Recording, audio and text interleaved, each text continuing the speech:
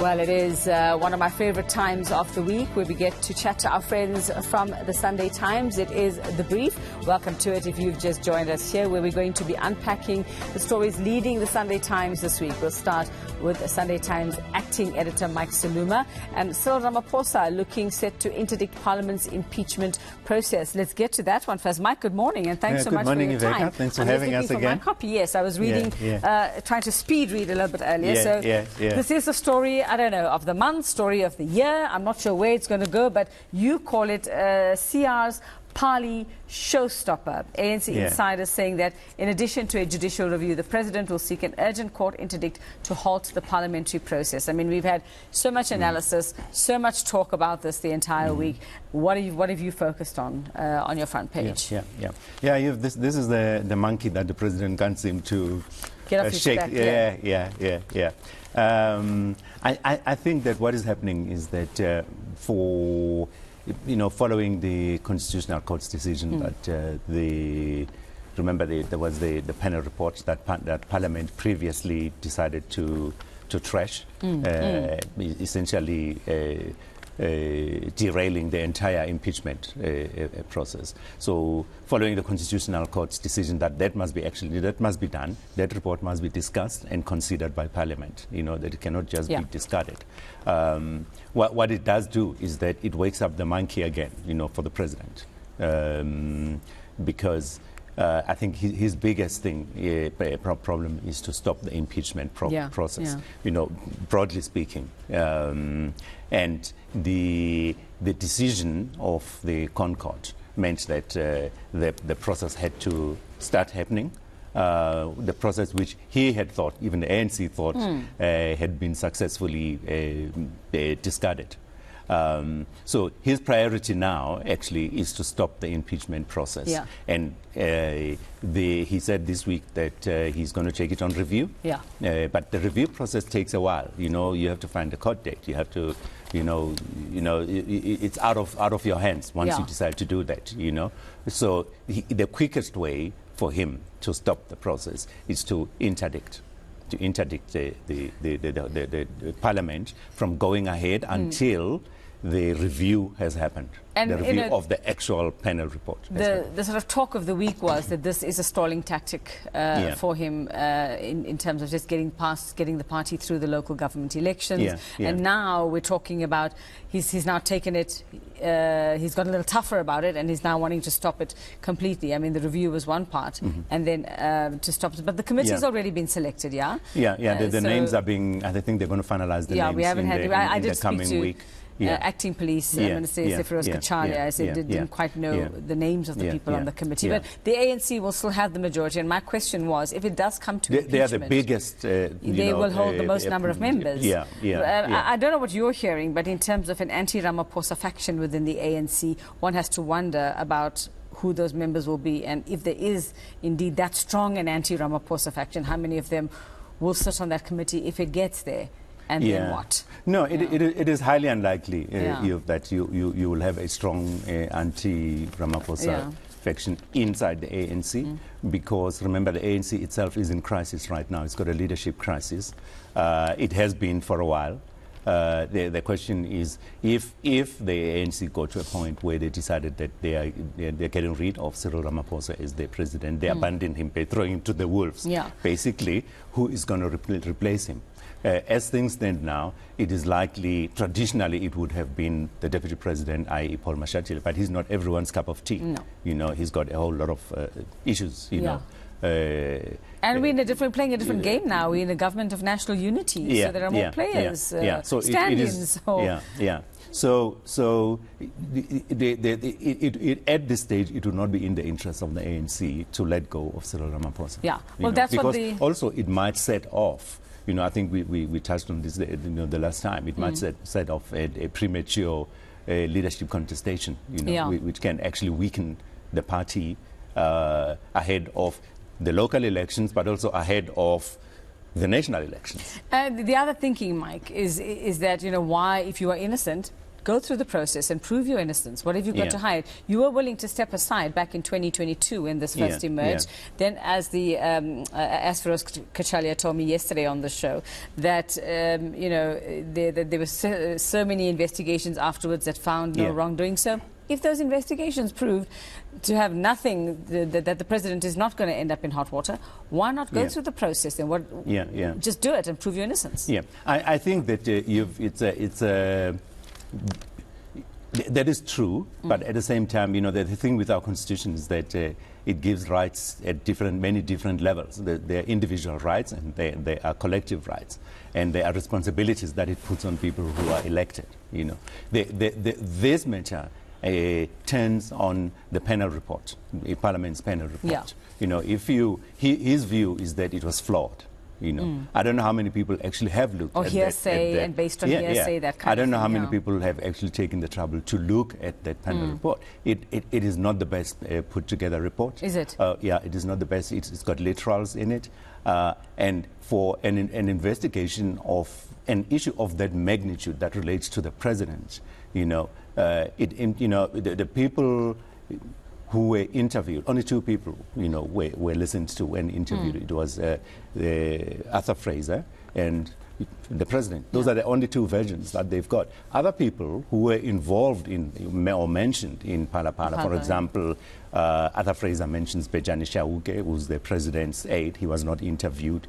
The people who work on the farm at Phala were not interviewed. So there are a whole lot of people who are critical players and insiders to the whole saga were not interviewed. And I think the reason for that is that the panel was given such a short space of time and such a narrow scope to come up with a report. And I think that it was a very rushed report, but it was not the most thorough of reports. So if it goes to court, he may be able to convince a court that this report was not done properly, that it needs to be interrogated.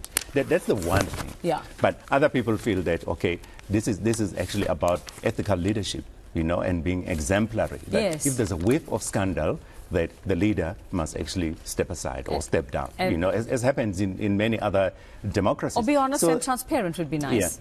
So there is that tension of the many rights and the expectations, and conventions, that are coming together, in one issue. Yeah, well, we are in uncharted territory here in many ways, unprecedented in many ways as well. So I suppose let's wait and see what happens. This could take up to a year, like you said. But also, if you look at what's going to be happening in Parliament, I mean, you're saying that this is uncharted waters.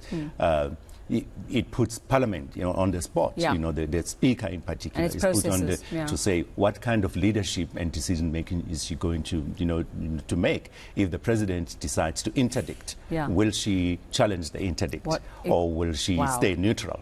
Talk about a rock and a hard place. Wow. Okay. All right. Well, if you want to read the full coverage of that story on the front page, see that little code on the top there, that QR code. That's where you aim your phone.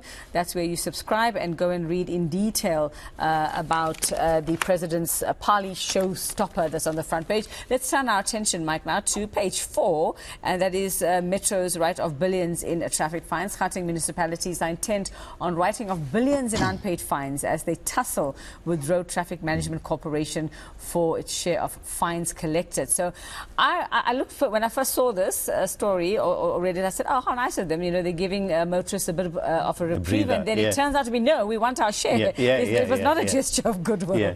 Far from it.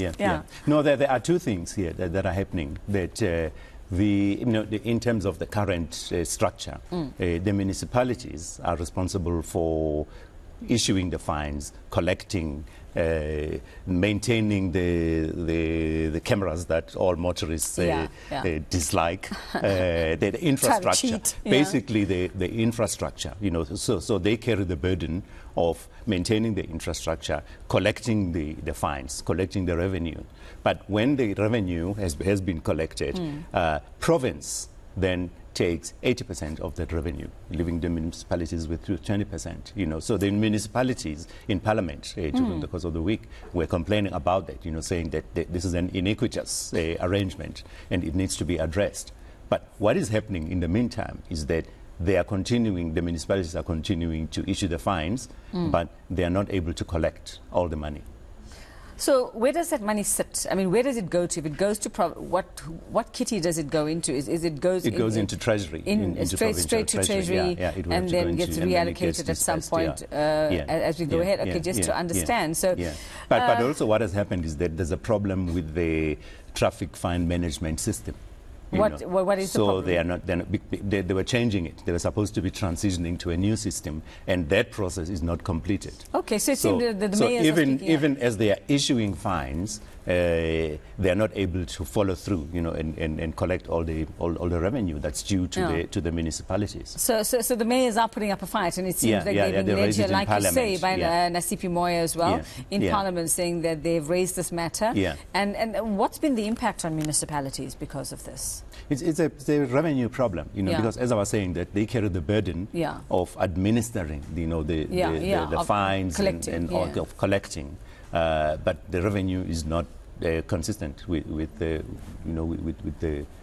burden that's put on the municipalities. And, I mean, do they not talk about if we were to get some of that money that we could, because our municipalities we know are suffering, and then that equals people suffering. That's what the result is. Is there not talk of increasing their share of it, so that to say, you know what, this may be where the answers lie to our service delivery issues? I don't know. It probably will be enough to, how South Africans drive. I think the Treasury might look askance at that, because one of the problems we're having, for example, in Joburg, is that the monies are not used for what they are collected for, Absolutely, so the money, for example, with water, the money that is collected or allocated or disbursed for water has been used for other things. So that the infrastructure that the money should be subsidizing actually, goes to port. So the same thing would have to happen here, that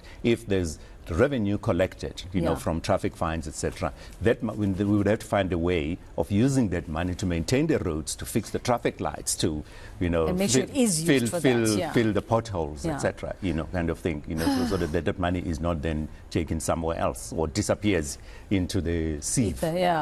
Or somebody's pocket. Well, Mike, it just seems like we are never going to win these kinds of battles. It actually is. I mean, a simple thing like collecting the money from traffic fines. Why does everything have to be so complicated? But thank you for laying it out for us on page 4, that is, of the Sunday Times. Mike Siluma, acting editor of the Sunday Times. Thanks for sharing with us some big stories here. And I think that these are absolutely relevant to all South Africans at the moment. It's not just, so get your hands on the paper, click on that barcode on the corner of your screen, subscribe, and you get to read the finer details, because yes, it all does affect you. When we come back, we continue to chat about more leading stories in the Sunday Times on The Brief here. Back in a moment.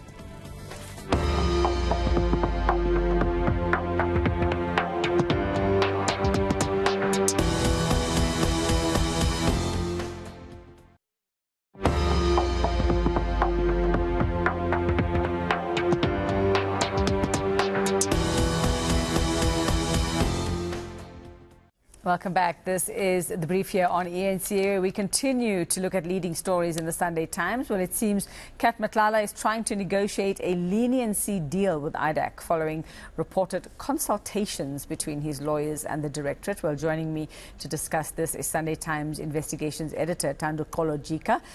Jika?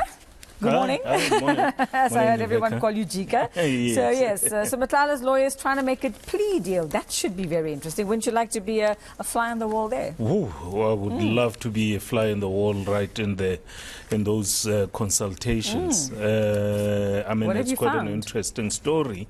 I mean, initially what we discovered is that IDAC had written to Correctional Services Commissioner saying that they want Matlala, kept at Kgosimampuru. Otherwise, that would be an obstruction of justice if he's taken to a Bongweni. They want to consult with him. I mean, generally, when NPA consults with an accused, it means one reason only, a plea deal with the accused. And it seems as if Matlala is now looking at a leniency deal and he's willing to give up a certain number of people. What's your gut telling you? I mean, who could he be throwing under the bus? Or who is he willing to throw under? Because he seems to be like the big fish. He's the one that, kind of runs the show. So who's he going to put in the toaster? I mean, it's a difficult one to call, Yvette. Just what's your spidey sense telling you? If you I mean, if you're thinking politicians, etc., and what he had said in the portfolio committee, you're looking at the likes of Bekicele who benefited from him. He said he gave Bekicele how much? 500K on two occasions. I mean, a couple other names we could throw in there as well. Let's just say our top cops and former top cops and as former well. top cops. Okay, so do we have any idea what's the response been like? What's to their request, or they say they're in talks? They are absolutely in talks. They're absolutely in talks. We heard so there is interest. There is interest in what he's saying. We heard when they appeared in court this week, IDEC asked for a postponement because they said that there's new information that has come to light. Ooh. So they definitely are talking. What could that be? What could that be? It's quite interesting developments that are happening in that Matlala corruption case. I mean, they already have the National Commissioner Fani Masemula in the dock. So who else could they be going for? Well, we've got Brown Makhotsi who's spending the weekend in jail. So it might be very interesting to see when he's in court tomorrow.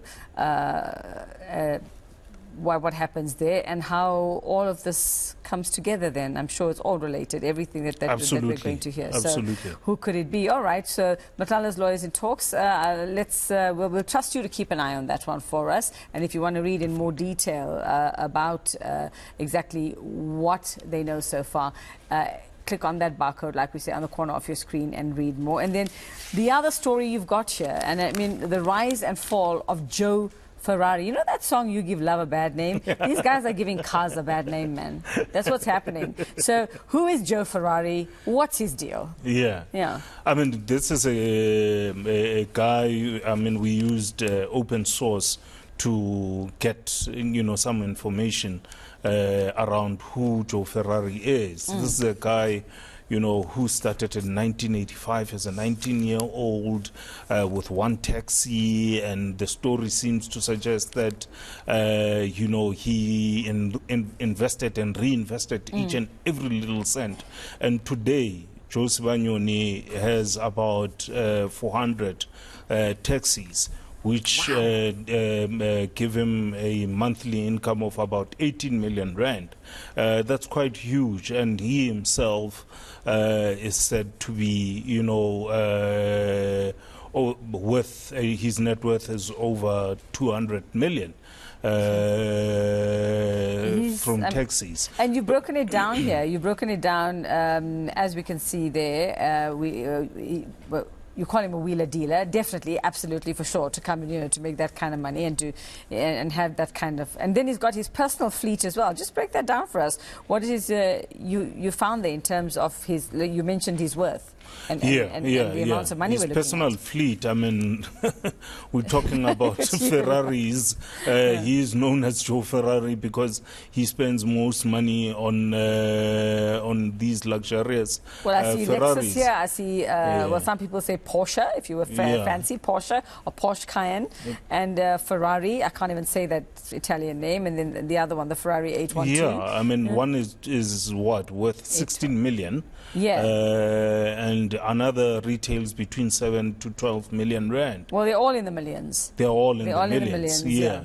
And his empire worth an estimated 300 million rand. I mean, it's very hard to believe when you say, people can say, I worked my way up, I started with one taxi. But to go from there to there, some people don't achieve that in a lifetime. Yeah, so quickly. That's absolutely true. And I mean, he doubles up in mining as well, IT here and there. He has diversified his businesses. But also, I mean, his name came up quite prominently in the Matlala Commission, which is what drove our interest, you know, as being also a key figure in these taxi violences, etc., extortion fee claims, which is what is now facing in court. Sure. Okay, so let's see. Cat's trying to make a deal. Joe Ferrari is the dealership. I'm not sure what is happening there. It's very interesting. Like we say, this, I don't know, 2026 is going to turn out to be one of the most interesting years, I think, in South African history. But thank you very much for that. We'll continue to watch out for your inside info. That's the Sunday Times. Thanduxolo Jika joining us from the Sunday Times. And when we come back, well, it is a big sporting weekend. It continues to be one. Class will be back. BBK will be joining us. He's not in studio with us this time. He's joining us via Zoom. We'll chat to him about the big sports stories when we come back.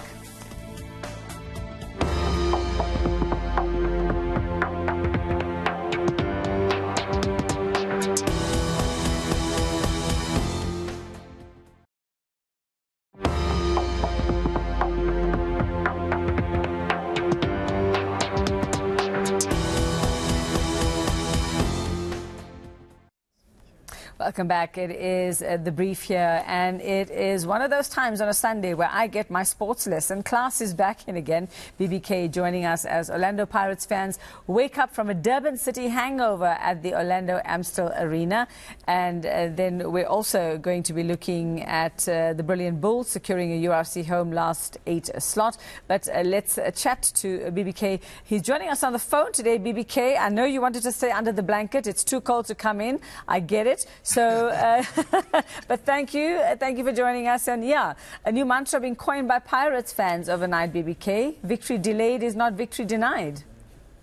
I see you trying to say I'm suffering from a hangover from the cold. I see what you did. I didn't say it. No, I didn't. Pirates suffering from a hangover from Durban City at Amstel Arena. Indeed, it is not destroyed. It is denied. It is not. It is delayed indeed, because now Orlando Pirates, having come across a very stubborn Durban City who denied them the moment of making sure that they get even closer to crowning themselves the Betway Premiership champions.